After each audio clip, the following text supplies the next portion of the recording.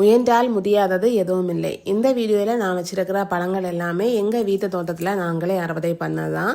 அதுக்காக இந்த மரங்கள் எல்லாம் காலங்காலமாக நிற்கி நான் பறித்து காட்டிட்டு இருக்கேன் நினைக்காதீங்க. இதில் ஒரு சிலது மாமரம் பலாமரம் அந்த மாதிரி எல்லாம் வந்து பல வருஷமாக நிற்கிறது தான். ஒரு சிலது இயற்கை தந்த பரிசு, அதாவது பப்பாயா முந்திரி எல்லாம் தானாகவே வளர்ந்தது. ஸ்டார் ஃப்ரூட், லவ்லோலிக்கா, லெமன், பீனட்டு, செரி இந்த மாதிரி பழங்கள் எல்லாம் கடந்த 3-4 வருஷ காலகட்டத்தில் நாங்களே வாங்கி நட்டு இப்போ வந்து காய் அறுவடை பண்ணுறோம். இது மட்டும் இல்லை, ரம்பூட்டான், மங்கூஸ், ஆரஞ்சு, லிச்சி, கிரேப்ஸ், அவகடோன்னு ஒரு சிலதும் வச்சிருக்கிறோம்.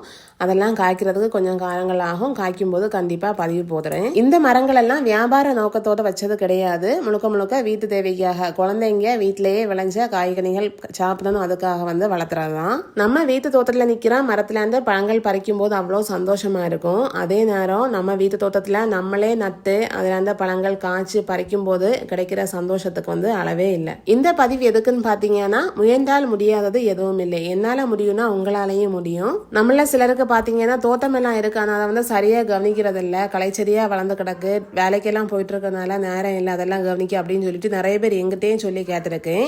இந்த மரம் செடிகள் எல்லாம் இப்போ எல்லாம் பக்கத்தில் உள்ள நர்சரிகள்லையும் கிடைக்குது, ஆன்லைன்லையுமே வாங்கலாம்.